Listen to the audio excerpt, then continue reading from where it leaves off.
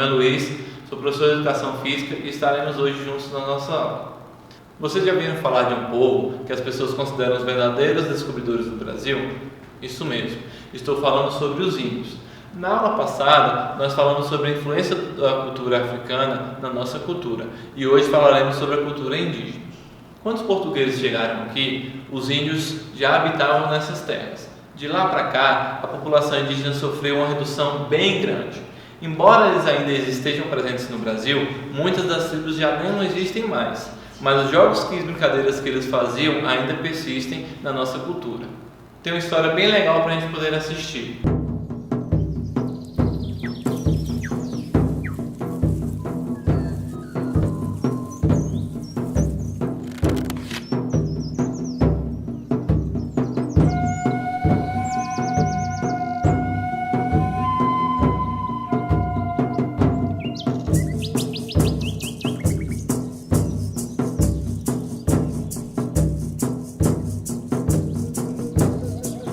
Quando Cristóvão Colombo navegou até a América em 1492, pensou que tivesse chegado às Índias, batizando de índios os nativos que encontrou.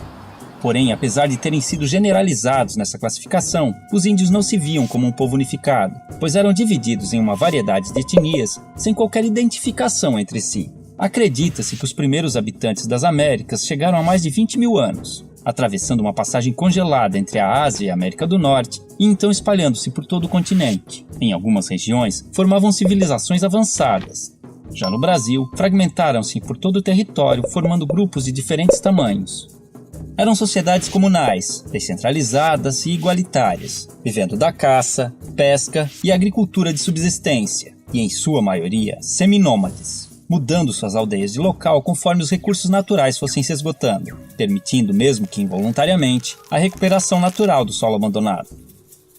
As habitações eram geralmente coletivas, chamadas de ocas, variavam de tamanho e forma entre as tribos, mas normalmente eram dispostas em torno de um espaço cerimonial, onde realizava-se todo tipo de atividade diária, além de celebrações e ritos conduzidos por pajés e anciões. As tribos eram formadas por laços de parentesco e afinidades, e mantinham contatos com outras comunidades através de relações de comércio, cooperação, casamentos, alianças e também de guerras, que eram comuns entre as sociedades indígenas, apesar de sua natureza pacífica. Os homens lidavam com a guerra, a caça, pesca e liderança tribal, além da construção da aldeia e o plantio, enquanto as mulheres cuidavam da colheita, do preparo de alimentos e da fabricação de utensílios e adornos. A educação das crianças era a tarefa de toda a tribo e a autonomia era estimulada. Já os doentes e inválidos costumavam ser abandonados à própria sorte. Os indígenas tinham conhecimento na fabricação de bebidas fermentadas e deixaram grande herança à culinária brasileira, com pratos derivados da mandioca e do milho. Sua dieta também era diversificada em proteínas animais, graças à caça e à pesca. Em festejos, cobriam seus corpos com pinturas, penas e plumas, e a nudez no dia a dia era comum e não causava vergonha. Por viverem em florestas, muitas vezes precisavam usar protetores genitais e tangas, mas mantas cobrindo o corpo eram raras. Muito higiênicos, devemos a eles o costume do banho diário. Mantinham muitos ritos e crenças religiosas, os quais podemos identificar por xamanismo, uma mistura de religião, crença, sistema de pensamento e configuração do mundo, em que acredita-se num universo não linear, sem início e sem fim definidos, onde o tempo se confunde. Não possuíam uma doutrina, assim como não acreditavam em um Deus único e supremo, tendo a figura do xamã, o pajé, como seu elo com o mundo divino. Em sociedades sem esses representantes, acreditava-se que os espíritos e antepassados se comunicavam com os humanos através de animais, sonhos e visões. Muitas de suas lendas tornaram-se populares entre os não-índios, enriquecendo o folclore nacional. O uso de alucinógenos, tabacos e ervas era muito comum nos mais diversos rituais. Orientados pelas fases da Lua e conhecimentos astronômicos, entendiam as relações entre as mudanças climáticas, nas quais baseavam seu plantio e colheita. Antes da chegada dos europeus, acredita-se que existiam mais de 1.300 idiomas nativos, hoje reduzidos a apenas 270, que deram origem a diversas palavras da língua portuguesa. Não possuíam um sistema de escrita, mas algumas sociedades desenvolveram sinais e formas gráficas, cujo estudo pode revelar mais sobre seus hábitos. Há indícios de uma grande diversidade de produção artística, que integrava-se ao seu modo de vida e ritos cotidianos, com destaque para a dança, a cerâmica, a tecelagem, a cestaria, a pintura corporal, a arte plumária e principalmente a música.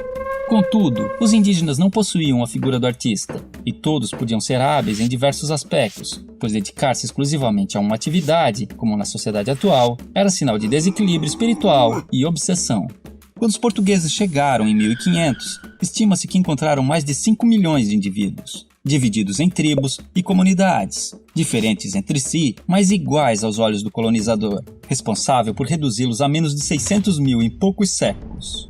Desconhecendo invenções ocidentais como o espelho, a roda e as armas de fogo, o choque cultural foi enorme, assim como o fascínio dos indígenas, que ainda viviam em sua pré-história. 3 armas foram fundamentais para o domínio dos colonizadores sobre os nativos. A arma de fogo, aliada nas conquistas das tribos e determinante na aceitação da superioridade portuguesa pelos índios remanescentes. A Bíblia do Jesuíta, responsável pela aculturação dos indígenas e a adequação ao moralismo cristão dos ocidentais. E uma invisível e poderosa arma biológica, inicialmente de forma involuntária, mas por vezes criminosa, o contato com os estrangeiros espalhou doenças e epidemias, às quais os nativos não possuíam imunidade, dizimando-os aos milhares e facilitando a ocupação de suas terras, como aconteceu no sul do Maranhão, onde fazendeiros deram roupas infectadas com varíola para as tribos locais. Porém, muitos indígenas auxiliaram os portugueses em expedições ao interior, em conflitos com outras tribos e ajudaram a escravizar grupos inimigos, além de fornecerem aos colonos produtos como a madeira, condimentos e substâncias medicinais. Isso tudo forçou os remanescentes a viver em condições precárias por muito tempo. Somente em 1967, com a criação da FUNAI, começaram a surgir e ganhar força associações indígenas que buscam melhorias em áreas como saúde, educação, meio ambiente, patrimônio e demarcação de terras. Em 1961, foi criada a primeira reserva indígena brasileira, o Parque do Xingu, representando um grande avanço nas conquistas desse povo. Há hoje no Brasil comunidades indígenas em todos os estados, e muitas lutam pela sobrevivência e manutenção de seus costumes e tradições, sendo constantemente ameaçadas pelo agronegócio, que busca expandir seu território, mesmo através de métodos irregulares. Muitos índios são mortos em conflitos ou expulsos de suas terras, acabando em situação de pobreza nas grandes cidades, vítimas de preconceito e violações de direitos humanos. Como se não bastasse, alguns povos começaram a sofrer novas influências de grupos religiosos neopentecostais, que, impondo conceitos como o pecado e a culpa, geraram conflitos internos, fazendo os índios verem no suicídio uma saída para seus problemas. Contudo, ainda existem tribos isoladas no mundo moderno, vivendo como seus ancestrais, principalmente na região amazônica. Outro caso interessante são grupos que vivem em cidades e reivindicam a condição de povo indígena, num processo conhecido como etnogênese, pois, de acordo com a antropologia, a etnia vai além dos traços físicos, sendo também um grupo social, e enquanto mantiverem seus sentidos e valores, se identificando como tais, esses indivíduos não deixarão de ser índios. Assim, podemos vê-los integrados aos hábitos modernos, e vivendo nas cidades, ocupando o mercado de trabalho, cadeiras nas universidades e cargos públicos, buscando também representação política e lutando por direitos como os cidadãos que precisam manter sua cultura e tradições vivas, frente aos novos desafios que estão por vir.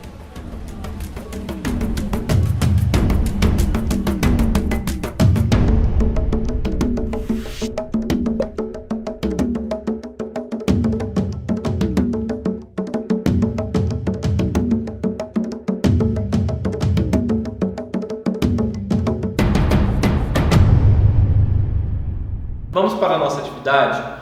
Hoje nós iremos falar sobre a brincadeira chamada Quetinho Mitsel, do povo Calapala. Sabia que os indígenas utilizavam fios de algodão e palhas de buriti para formar figuras por meio do entrelaçado dos dedos? Isso mesmo. Essa brincadeira é muito parecida com o que conhecemos, chamada cama de gato. Para essa atividade, nós iremos precisar de um barbante ou de um pedaço de fita de mais ou menos 1,80 m. Vamos lá? Então, pessoal, nós iremos fazer da seguinte maneira: daremos um nó na fita para que ela fique dessa forma, certo? O primeiro movimento que nós iremos fazer é colocar a fita entre o dedo mindinho e o dedo polegar das duas mãos, tá ok? Aí, logo após, nós iremos pegar o nosso dedo indicador e pegar por baixo da fita das duas mãos, ok? Pronto. formaremos essa figura. Logo após, nós iremos soltar a fita do dedão, tá? Soltaremos e pegaremos nessa última fita aqui, ó, por baixo, tá, ok?